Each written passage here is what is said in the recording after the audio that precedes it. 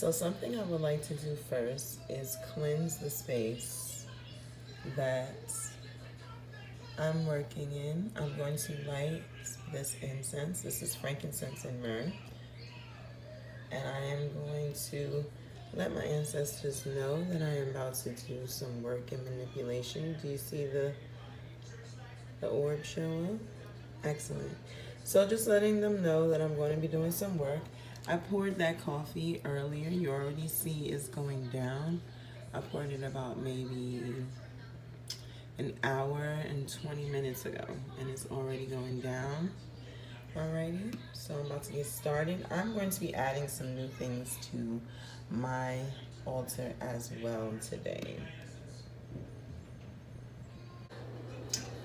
Okay, so I have a snake plant on my altar, and I have this box here. I'm keeping the lighting dim because out of respect to the space. But so I have this box here. Inside I have some offerings. It's a certain change amount and some amethyst pieces. I also have a small whisk cinnamon broom. And the crystals I have here, I have a rose quartz. I have a Botswana agate. I have a, let me see, I'm sorry. This is a labradorite sphere. I have a tiger's eye piece, moonstone. I have a jade. Oh, excuse me. Oh. Okay, so this crystal at this exact moment is escaping me. But I definitely know the name of all of my crystals. I'm looking at how dusty this plate is and how necessary this is. This is an amethyst piece. Carnelian. This one's like the shape of a liver. Then I have snakeskin jasper and leopard skin jasper. I'm sorry, Dalmatian. Excuse me, Dalmatian jasper. A clear quartz. And give me 1 second. Tourmaline. A tourmaline. I believe, no, this is not a tourmaline, excuse me. Okay, but that's not important, the exact name. I know my crystals, get into it. So for me, I included this adult sea turtle, okay? And then I also have a baby sea turtle. There is a long story about sea turtles. Sea turtles happen to be my own personal spirit animal, so that's why that's there for me. Connect with spirit animals, that'll definitely be another video. And I have this to balance energy, keep things balanced, keep the space neutral and welcoming at all times. I burnt a candle, I put this tea light candle there. I have some names of family, blood, relatives. This feather was gifted to me in a package that I was sent that was very special to me, so I was called to add it to my altar a few years back. Again, some more names. I'm not really sure. This penny gravitated here on the altar. It must have had a purpose. But as you can see also, I have this chakra tree. I have some candies here. These were particular candies that my father liked. What else do I have? I have an actual feather. This one is of a raven. It was a young, small one too. So I was called to put that there. Pyrite tower. Again, these are all things that speak to me. Bacardi rum, because my ancestors are of a certain origin. And I already pointed out the coffee mini cup there. This is a souvenir cup I got here in Las Vegas from Fremont Street. That candle's hot. My grandmother liked to gamble. My dad liked to gamble. So I just incorporate some of that energy there. This is a goblet, a glass Dollar Tree that I got. This one is specifically for my grandmother and the female energies of ancestors. And this one is from my dad. As you can see, both my water cups are low, but my dad loved jars, so I made sure to put this in a jar. Also have some offerings. My dad loved Mr. Goodbar. Tarot card. I have a bell here. Also have a vodka offering, candy offering from my grandmother. I'm not sure if you can see all that. Also have a bamboo plant here. Alrighty, an elephant for prosperity and abundance. Alright, so now I'm gonna go ahead and clean this plate and clear off the space underneath. Okay, and then I'm going to take the water from the offerings and pour them into a jar. Alright, this jar right now is just for video purposes. It may not fit all of the water, but what I do with this water is I can place it out under the moon, make an intentional water for my plants.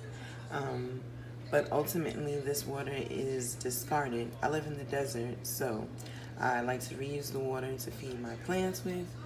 If I find some things around the house that might need water, some things that need to be cleaned, I might pour this water down and then spray some whatever cleaning supply of choice and then wash it down using this water. But ultimately, in my opinion, I do not then go ahead and drink altar offering water. Again, that's my opinion.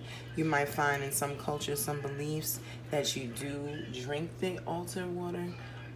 But for me, again, it's just a sanitary thing, I guess I would say that, because it's 2021 and again, I am in the desert and the dust is no joke.